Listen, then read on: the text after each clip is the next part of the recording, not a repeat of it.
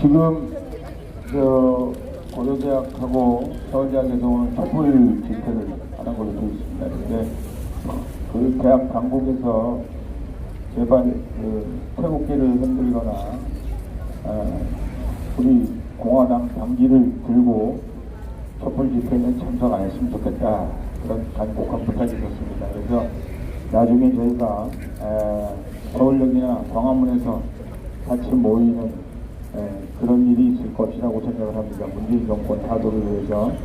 그러나 그 전에는 이 유튜브를 보고 계시는 분들께 당분간은 학생들이 본인들이 의사를 자발적으로 내는 그런 모습으로 실질적으로 그런 거고요. 그래서 혹시 자기들 순수성이 의심받지 않았으면 좋겠다는 것도 있습니다만, 정당에서 마치 조종한 것처럼 해서 이 정부가 깨우치는데 또 다른 변명, 자기들이 변명할 수 있는 변명거리를 만들어 주지 않으면 좋겠다, 그런 생각을 합니다. 오늘 또 평소에 저희가 존경하는 우리 허평한 장군님 말씀하실 때마다 제가 이분이 정말 그 나라에 대한 그 간절한 애절한 마음이 있으시구나, 애국심이 있다, 그리고 정말 나라가 무너져 내리는 것에 대해 참을 수 없는 그 강직함, 그리고 나라를 지켰던 군인의 한 사람으로서 분노, 이런 걸 좀 엿볼 수 있겠다, 그런 생각을 합니다. 오늘 또 좋은 공부 되시기 바라고. 아시죠? 시험 문제? 기말고사 봅니다. 여기는 이제 조국 딸 시험 안 봐도 되는데 우리 고사는 시험 봐야 됩니다.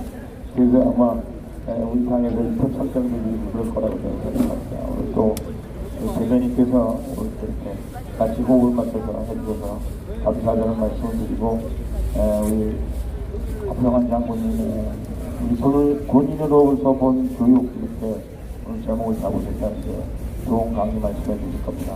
우리 박수로 우리 허평한 장군님 강의를 청해 듣겠습니다.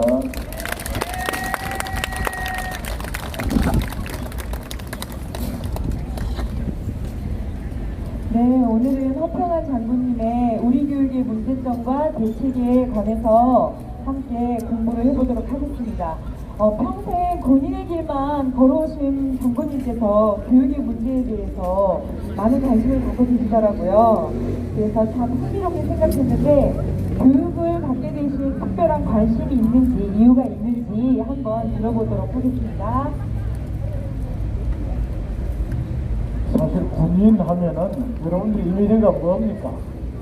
그냥 맨날 싸움이나 하고 총으로 쏘고 막 그 탱크로 공격하고 이거 생각하죠? 그렇지 않습니다.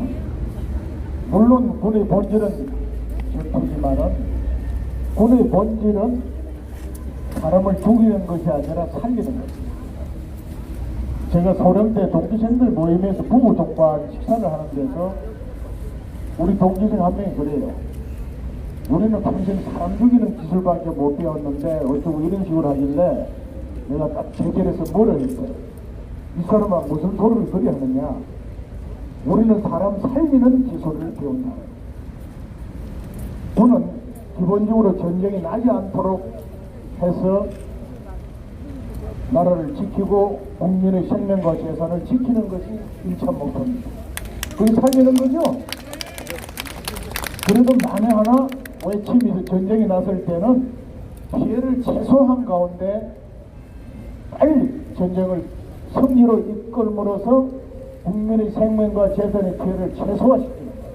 그것도 살리는 거 아닙니까? 그리 얘기했더니 그 다음부터는 내 말이 맞다고 하면서 우리가 사람 죽이는 기술만 배운 사람 이런 소리를 안 했어요. 이 교육, 군 생활을, 군의 지휘관이나 간부들의 생활의 거의 70% 이상이 교육과 관계되는 겁니다. 아침에 일어나서 저녁에 잘 때까지 부하들과 함께 어떻게 교육훈련을 할 것인가, 계획을 세우고 지시를 하고 현장에 대해서 감독을 하고, 또 남북이 분단되어 있다 보니까 이 장병들이 어떤 사상과 정신을 가지고 있는지 이걸 늘 진단을 하고 그거를 또 향상시키기 위한 노력을 하거든요. 그리고 교육하고 불가피한 거예요. 특히나 우리가 분단돼서 통일투쟁하고 있기 때문에 저는 개인적으로 들어오는 장병들에 대해서는 항상 사회에서 어떤 교육을 어떻게 받고 들어왔는지, 어떤 사람이 되어왔는지 이런 거를 내가 많이 체크를 했어요.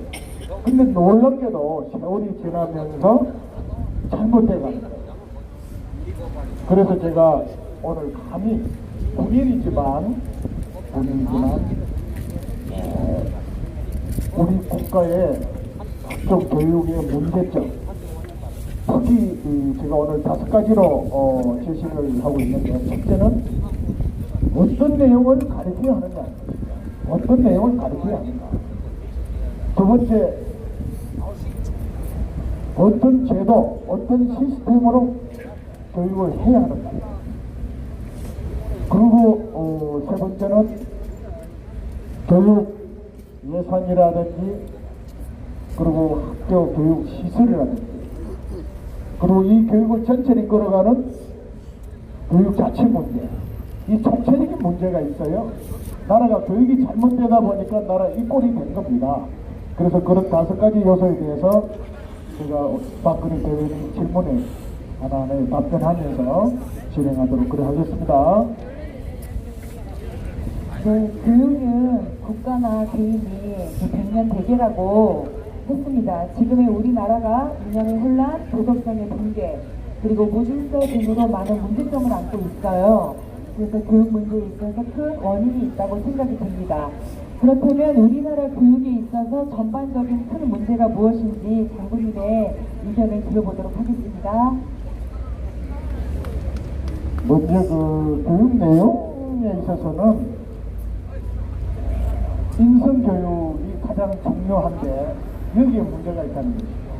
우리가 선진국으로 가고 도약하려면 국민 개개인이 훌륭한 자질과 인품을 갖지 않으면 안 됩니다. 과거에 우리가 일본 사람들 잘 살고 막 우리보다 훨씬 잘 살 때 기생관광 오고 뭐 이럴 때 뭐라고 욕을 했죠? 경제동물이라고 그랬잖아요. 경제동물. 저것들은 잘 살기는 하지만은 인품과 인격은 동물이라고 비유했는데, 지금 우리가 어떻습니까? 솔직히 이 인성교육 문제 우리가 하나만 보더라도 굉장한 문제가 많이 있습니다. 그래서 이 인성교육을 앞으로 어떤 문제가 있고 어떻게 시킬 것인가 하는 이것이 굉장히 중요합니다. 그 다음에 역사교육 문제도 굉장히 중요하죠. 역사. 지금 우리 역사 투쟁을 하고 있는데 김일성이 사상으로 지금 오해되어 있다. 김일성이 역사를 대한민국 역사라고 가르치고 배우고 있고, 그 다음에 체육교육이 무엇보다 중요한데 이 서울에 하고 있어요. 그래 체계는 큰데 그냥 한방 치면 나가 떨어져요. 지원할 때 이놈들 들어오는데 정신 내보도 잃지 못해야 되는데 한방 치면 그냥 죽게 생겼더라고. 때릴 수도 없는 거예요. 물론 때려서도 안 되지만. 그러면 글로벌 시대의 재능교육도 지금처럼 시스템을 해서는 안 되는 거예요. 대학 가서 전공해가지고 어떻게 합니까? 이런 것들을 저는 이제 보았고, 교육제도 문제에서는 지금 자사고 특보 그 어제 이경자 그저께죠.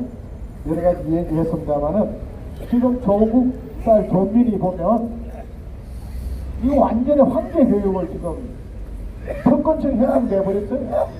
공정 경쟁에 의한 입학을 하고 졸업하는 나라가 아닌 거예요. 이런 문제. 그 다음에 대학 입시도 지금 내신 성적을 해서 60% 이상을 뽑아버리거든요. 내일 모레 뭐 90만 명이 시험 친다는데 그럼 지금 뭐합니까? 그 40% 가지고 그 조문문에 들어가려고 시험 치는 건 몇 년 전부터 저는 통사는 붕괴라는 거예요. 접근성 빼있고 힘 있는 놈들은 전부 60% 다 들어가 버리고 빼고 힘 있는 국민들만 그 40% 조문문에 하기 90만 원 시험 치는 거예요. 이런 불균형의 문제. 그리고 학비 문제도 구체적으로 아주 질문에 답을 하겠습니다만은 솔직히 지금 이 정부 들어와서 고등학교 1학년까지 지금 연기한다더라고요. 오래전부터 웬만한 직장은 대학까지 다 공짜 공부합니다. 부모 잘 맞는 아이들은 대학까지 다 공짜 공부하고 있고, 공무원들, 군인, 경찰은 고등학교까지 학비 면제받았어요. 대학은 무이자 학자금 받았어요. 무이자. 예편하면서 그거 갚아준다 아주 혼났는데, 은행이라든지 정부 공공기관이든 이런 외곽, 외청 이런 데는 100% 대학까지 다 공짜 공부하고 있어요. 그러면 고등학교까지, 대학까지 정말 빼먹고 힘먹고 어려운 사람들만 돈을 내고 공부하는 나라란 말입니다, 이게. 저는 오래전에 이걸 봤어요. 그래서 이런 문제도 우리가 해결해야 되고, 교육시설도 지금 엉망진창입니다. 학교 가보면 엉망진창. 이런 문제도 오늘 한번 짚어보고, 그 다음에 교육자치. 지금처럼 선생들이 말이죠, 아이들 가르치는데 정리하는 게 아니라 정치하는데 다 몰려다니는 이런 시스템을 가지고 한국 교육이 바로 될 수 없다. 그래서 이 5가지 이런 요소들을 문제를 가지고 오늘 왔습니다.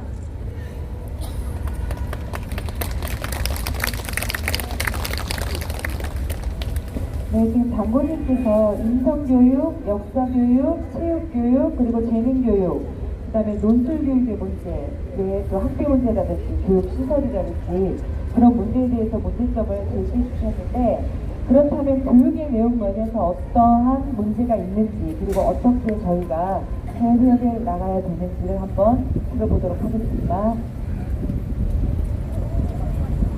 인성에서 우리가 꼭 배워야 될 것은, 첫째는 우리 아이들에게 질서의식부터 가르쳐야 되는 거예요. 네. 질서를 지키자. 그리고 남을 존중하고 배려하는 이 마음. 존중하고 배려하는 마음. 그리고 어쨌든 국가 간연의 애국심도 심어줘야 하는 거예요. 부모에 대한 존경, 호심도 가르쳐줘야 되고, 이런 공동체 구성으로서의 가장 기본 자질을 가르쳐야 되는데, 이 윤리교육을 안 한 지 오래되고 있어요. 안 해요. 그리고 집에서 가정교육이 중요하다 그러는데, 여러분 가정교육 됩니까? 저는 안 되더라고요. 왜 안 되느냐? 저는 군생활 하면서도 아이들이 그래도 고등학교 들어가기 전까지는 같이 생활을 했어요. 그래도 가정교육 그 다음에 한 10년 돌고 오니까 그냥 벌써 그가 대학 다 나와버리고 그냥 통제가 안 되는 그 상태가 되었던데, 어쨌든 같이 있을 때도 아이들이 공부 입시 치들려가지고 아침 새벽에 갔다가 밤늦게 오는데, 잠깐 만나고 퇴근해서 밥 먹는 그 시간에 앉아서 무슨 잔소리를 합니까? 옛날에 우리는 어릴 때 3대가 한 집에 살았잖아요. 3대가. 그러니까 부모는 낳기만 해도 할아버지 할머니, 정조 할아버지 할머니가 자동적으로 그 교육을 시키는 거예요. 데리고 다니면서. 그리고 자라면서 할아버지 할머니 돌아가시는 걸 보고 제사 모시는 거, 돌잔치, 생신잔치, 해갑잔치, 이런 문화를 보면서 자동적으로 아, 사람이 이렇게 죽으면 슬프고 이런 즐거울 때 같이 기뻐해주고 이런 질서 사는 거를 안 가르쳐도 자연적으로 교육이 될 거예요. 그런데 핵가족이 되면서 전혀 그런 게 교육할 기회가 없어져 버립니다. 이걸 학교에서 가르쳐야 되는데 우리 학교에서 교육을 소홀히 해버린다는 거예요. 그래서 저는 이걸 앞으로 학교에서 가르쳐야 된다는 거예요. 세계적으로 학교에서 안 가르치면 배울 데가 없어요. 근데 무슨 가정에서 똑바로 교육을 하라니까. 아이들 그 시험 쳐서 점수 한 점 더 따는 그게 중요한데, 웃기는 소리 하나 얘기할까요? 저희 동기생들 중령 정도 되면은 전부 별거를 다 했어요. 대대장 이상 되면은. 한 달에 한 번씩 2박 3일 외박을 나옵니다. 모처럼 오니까 적어도 육사 갈 정도 되면은 솔직히 공부 열심히 다 잘하는 사람들이에요. 그런데 자식들 보니까 공부 안 하고 빈들빈들 놀고 하니까 잔소리를 하는 거예요. 잔소리 몇 번 했더니 그 다음에는 외박 나오니까 없더라는 거야. 그 애 어디 갔냐 하니까 엄마 보고 아빠 이달이 언제 나오냐 그랬다는 거야. 며칠 나온다고 그 사이 없어요. 그러면서 우리끼리 모여 앉아 하는 얘기가 자식 얼굴을 한번 보려고 잔소리도 못한다. 이게 현실이에요. 현실인데 우리 교육계에서는 전혀 군인만 그리 합니까? 웬만한 직장 다 별거하고 다녀요. 이런 전반적인 인성교육 문제를 무엇을 시킬 거냐도 제대로 정립이 안 돼 있고 어떻게 시스템이 안 갖춰졌기 때문에 이 문제를 분명히 하자는 겁니다. 인성교육이 가장 중요하다는 것이죠. 저희 동기생이 미국 유학 갔다 온 아이들 얘기 들어보니까요, 식당에서 밥 먹을 때 아이들이 칙칙거리면요 몰래 화장실 데려간답니다. 화장실 가면 거기서 사진식 기사들이 되는 걸 여러 번 봤어요. 절대로 사람들 보는 데서 내서 안 된대요. 그렇게 해서 질서를 딱 잡는데 우리 부모들은 식당에 막 애들 뛰어도는데 손님이 그 좀 조용히 하고만 하라면 당신이 먼저 그러냐고 아예 기죽인다고 말이야. 막 그리 달라들더라니까. 이런 쌍놈의 나라가 돼버리다 보니까 이 나라 개판이 됐어요. 그래서 인성교육은 제가 볼 때 시스템을 제대로 갖춰야 되겠다. 그래서 전 10가지 덕목을 지난해 얘기했죠. 우리 민주교육 정신사상 흉묘 예의 신용이 건창체, 이 10가지 덕목을 완전히 윤리교과서에서 구체화시키고 유치원에서부터 대학에 이르기까지 아주 체계적으로 이것을 가르쳐야 한다는 것이죠. 이걸 안 가르치고서는 저는 우리가 절대로 인류국가가 될 수 없다. 여기서 도약할 수가 없다. 지금 이 혼란의 시기 오늘 교육을 들고 나온 것도 소장군 당신 지금 뭐 조국이 개판이고 내일 모레 뭐 문 닫게 되면 무슨 교육 얘기냐 이렇게 얘기할지 모르지만 지금이라도 우리가 교육을 바로 세우지 않으면 이 나라는 못 지킨다. 그래서 인생교육 문제는 이렇게 접근한다. 네, 말씀 잘 들었습니다. 그렇다면은 교육제도 면에서는 어떤 문제가 있는지 한번 짚어가 보도록 하겠습니다. 의견 한번 들어볼게요. 제가 너무 질문을 뛰어넘어 버렸는데 여전히 이제 역사교육 문제도 우리가 언급을 해야죠. 제가 지휘관 생활하면서 보는 아이들을 사상 점검 역사관을 물어보니까 저는 얘기했죠. 아이들은 70%가 미국을 부족이라고 그러고 말이죠. 60%가 연방제 통일하자 그러고 이런 사상을 교육받았습니다. 그래서 이 역사교육의 가장 큰 문제는 두 가지입니다.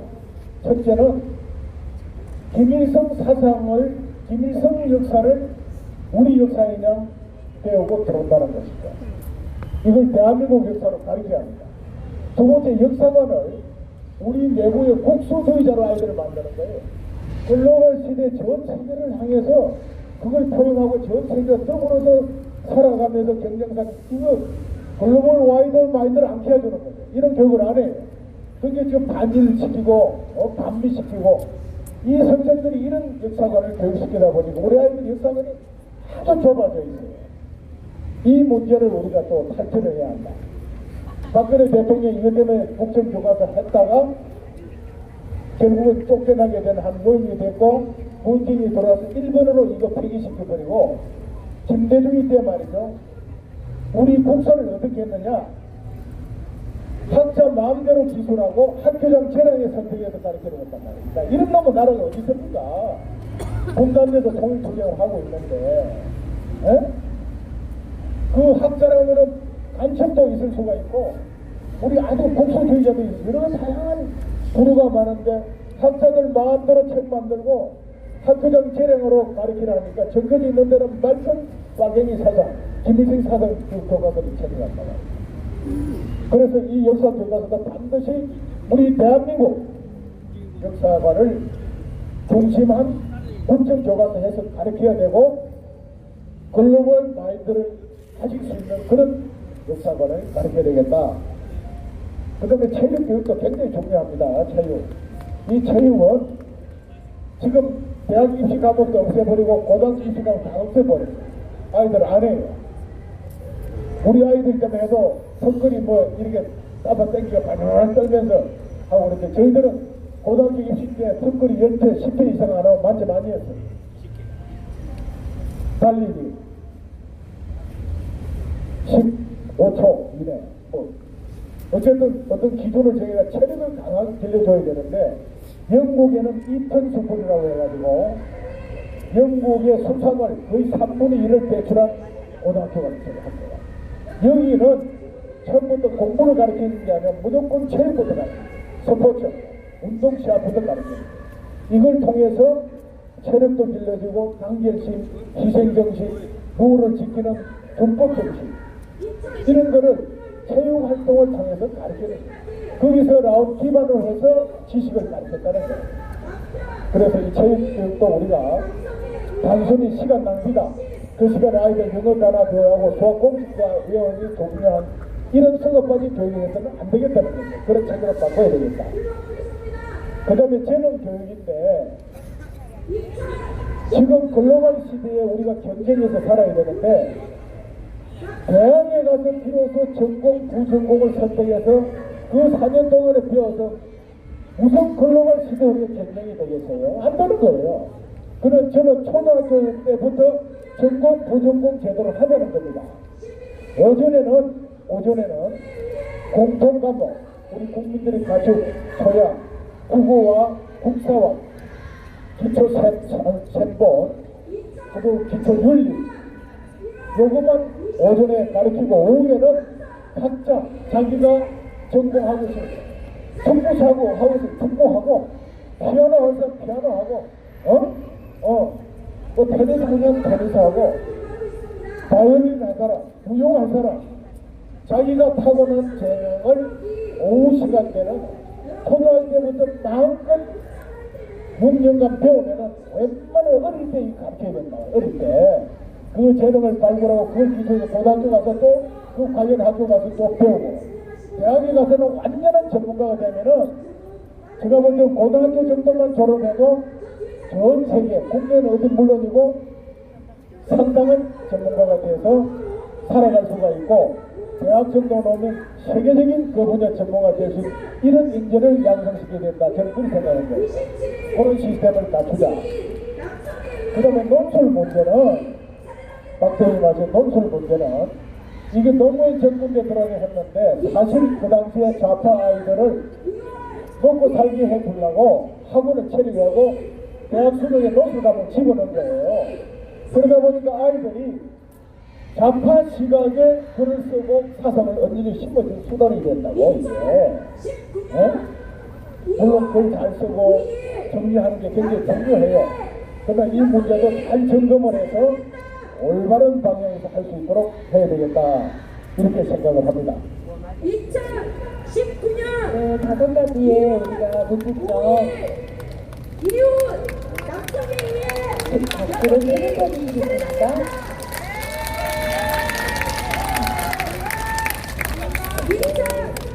그래서 이 5가지 교육적인 면에서 어떤 문제가 있는지 저는 이제 인성의 문제와 또 이렇게 하나하나 짚어 나갈 줄 알았는데 저보다 장교님께서 한꺼번에 이렇게 해주시니까 더 귀에 쏙쏙 들어오는 것 같습니다. 그렇다면 이 교육제도 면에서 어떤 문제가 있고 어떻게 대책이 있는지 한번 들어보도록 하겠습니다. 교육제도 문제는 지금 자사고와 특목고 이 문제에 뜨거운 감사가 되어 있는데 저는 개인적으로 반대합니다. 자사고와 특목고가 그 본래 목적대로만 운영이 되면 괜찮은데 이게 전부 대입 입시 수단으로 쓰고 있다. 그리고 소위 가진자들, 권력자들, 특정 집단 이런 사람들을 아이들을 위한 특별 장소가 되어 있다는 거예요. 이래서는 안 된다.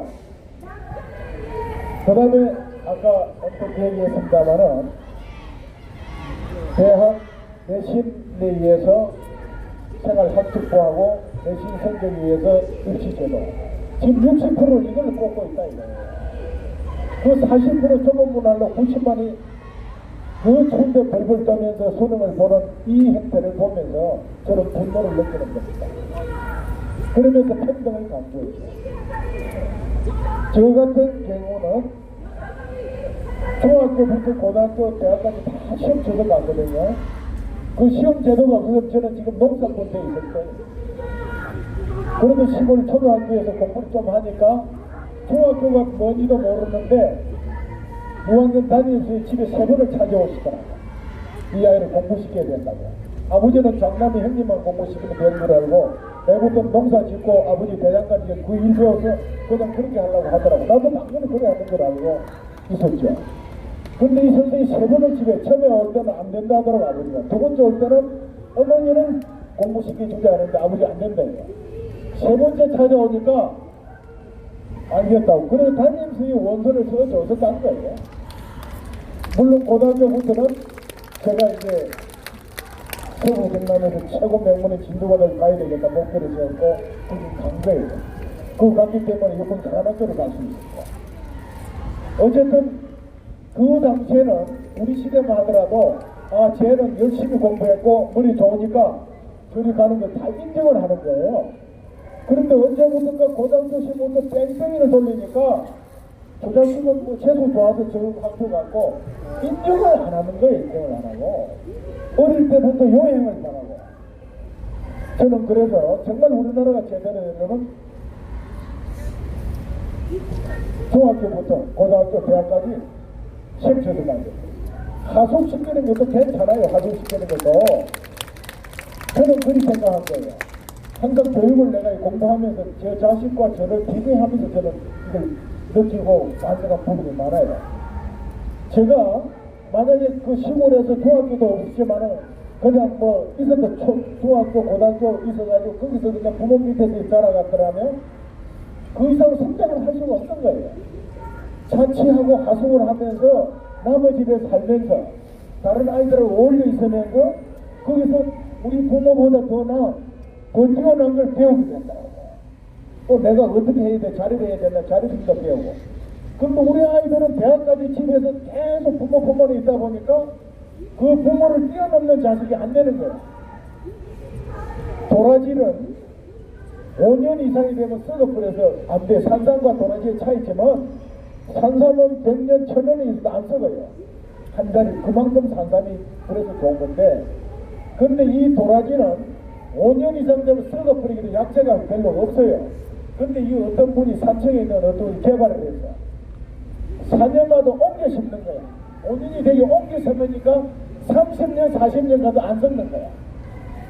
그리고 여러분들이 우리 자식을 진짜 제대로 키우려면 중학교 때부터 한 집에 있더라도 남의 집에 하숙을 보내버려요.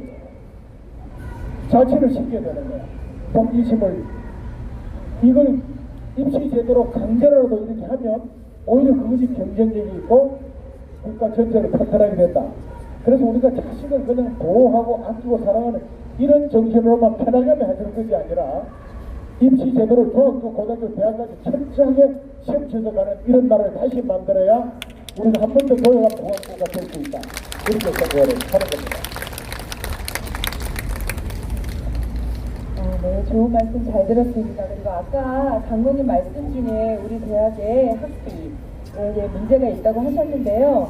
그럼 그 학비에 대한 어떤 문제가 있고 그 학비에 대해서 어떤 해결 방안이 있는지 들어보도록 하겠습니다. 학교도 아까 간단히 언급을 했습니다만은 저희 군인들 같은 경우는 고등학교까지 학비를 면제시키더라고요. 근데 그 제가 소령대 제도 개선을 하자고 국방부에 건의해서 제도를 개선시켰어요. 어떻게 되는 국방부에서 매년 교육부에다 돈을 주는데도 그 영수증, 공짜로 공부를 영수증을 제출해가지고 면제를 받고 있는 거야. 그러니까 다른 사람들이 볼 때는 우리 자녀들은 무슨 특혜를 받아서 공짜 공부하는 걸 인식이 돼서 내가 그 보고서를 썼어. 왜 우리 예산을 주면서 하느냐. 돈을 달라. 돈을 주면 내가 당당하게 아이들 지키게 해가지고 그 학비를 받아서 우리가 주는 제도로 바꿨어요. 그러면서 세월이 흐르면서 보니까 우리가 잘 살게 되면서 은행 같은 경우는 대학까지 다 학비 무료로 줍니다. 그리고 정부애가 공공기관이나 이런 데도 보니까 국방부 자녀들은 어차피 지금 군인 관찰 공무원들은 고등학교밖에 안 주지만은 그 외가 청리에 있는 자녀들은 또 대학까지 공짜 공부해요. 웬만한 중견기업 이상도 다 대학까지 학자금 대줍니다. 학자금을. 그러면 누가 이 공부를 돈을 주고 하느냐 하니까 전부 중소상공 서민들만 돈을 주고 공부를 하고 있는 거예요.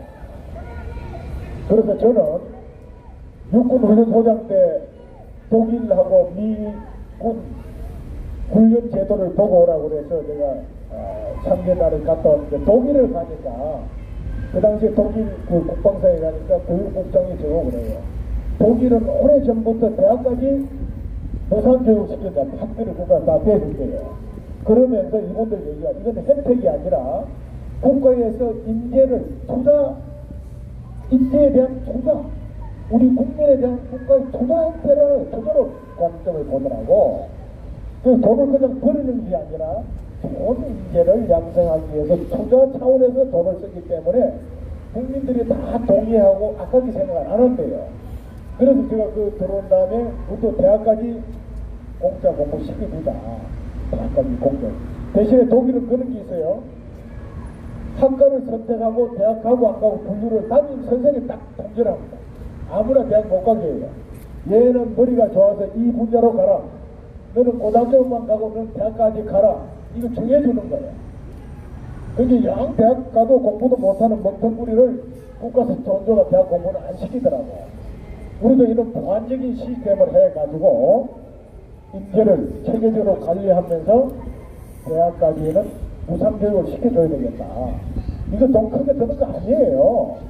지금 쓸데없는 복지 예산 된 걸 교육으로 돌려주면은 지금 자녀 안 넣는다고 하는데 젊은 신혼부부들이 안 넣는 이유가 딱 두 가지예요. 교육비가 너무 많이 든다는 거야. 하나 이상 못 얻겠다. 하나도 못 보겠다는 거야. 교육비 때문에. 그 과외비, 학교 돈이 문제가 있고 그 보내야 될 과외비라든지 뭐 이런 거 레슨비 하니까 돈이 키울 수가 없다는 거지.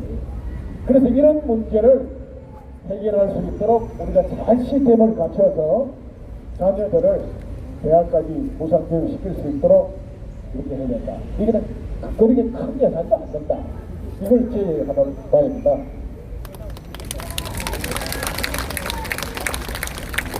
네, 교육의 문제점을 하나하나 짚어가면서 대책도 말씀해 주시는데 제일 궁금한 게 이제 제가 무용에 있었잖아요. 그래서 교육시설 좀 문제점이 있다고 생각해요. 무용실이 있어야 되고 뭐 일과 학생들은 뭐 해부학실이 있어야 되고 이런 것처럼 그런 특수한 과 말고는 어떤 교육시설에도 많은 문제점이 있는데 그것에 대해서 우리가 장군님의 의견을 들어보도록 하겠습니다. 제가 89년도에 경영대 국방대학원을 갔는데 그때 기획예산처에서 1급 공무원이에요. 1급 공무원이. 그것도 겨울인데 국방대학원은 그래도 서팀이 나오고 난방이 되어 있는 시설입니다. 그게 좀 적게 나오니까 춥다고 불편을 하더라고. 그래서 내가 물었어. 여보, 아니 이사관님 자녀들은 지금 학교에 난방이 되어 있는데 다닙니까? 아니면 압니까? 그러니까 모르는 거예요. 근데 저 딸아이들이 세금전 초등학교 다니는데 이 아이들이 매일 뭘 가지고 우유곽을 말려가 가져갔습니다. 우유곽을 89년도에 난로에 그 우유곽을 떼어서 난방을 하고 있다는 학교 가보니까 물론 지금은 많이 개선이 돼서 그러지 않겠지만 근데 그 얘기를 해주면서 지금 우리 자녀들보다 우리는 이 서팀으로 공부하는 게 얼마나 큰 혜택인지 모르는데 그걸 모르시고 불평하고 됩니까? 하고 내가 핀잔을 줬어요. 모르더라고. 자기 자식들이 어떤 학교에서 모르지 뭐 그 당시 강남에 좋은 시설에서 하고 있는지 모르겠지만 각국 학교들은 그랬어요. 우유곽을 말려서 아이들이 가져가서 이걸 왜 가져가는지 물었더니 아빠 이거 난로에 빼는 거라는 거야. 내가 한쪽 가봤어. 지금은 뭐 현대화가 지어놨는데 뿐만 아니라 최근에는요 저희들이 시골 초등학교 다닐 때는 제가 38회거든요. 그 시골 면이지만 38회가 학교 생긴 게 굉장히 오래됐어요. 그런데 그때는 남학생이 60명, 여학생이 20명 정도에서 120명이 한 학년이에요. 제가 93년도에 10월달에 고향에 연대장으로 내려가가지고 그 학교 학생들한테 뭔가 선물을 좀 줘야 되겠어요. 학생이 멸망 가야죠. 내가 집차를 타고 학교에 갔어요. 나도 교장님 만나가지고 교직원들하고 얘기를 나눠보니까 전교생이 45명밖에 없다는 거야. 전교생이. 물론 돈은 작게 들어 학용품하고 제가 한 번씩 사줬는데 돈은 적게 들어서 좋았지만 너무나 한심한 거예요. 그때 일개 매내 학교 한 개 있은 게 아니고 저희 매내 학교가 초등학교 3개가 있었고 그 중심에 이렇게 한 학년이 120명이었는데 3개를 다 통합했는데 45명밖에 안 다는 거예요.